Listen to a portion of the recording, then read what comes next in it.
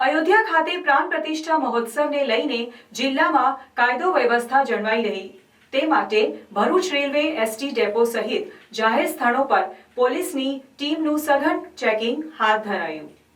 અયોધ્યા ખાતે રામ મંદિર ખાતે 22મી યોજનારા પ્રાણ પ્રતિષ્ઠા મહોત્સવને લઈને ભરૂચ શહેર જિલ્લામાં કાયદો વ્યવસ્થા જળવાઈ રહે તે માટે ભરૂચ રેલવે એસટી ડેપો સહિત જાહેર સ્થળો પર પોલીસની ટીમોનું સઘન ચેકિંગ હાથ ધરાયું છે।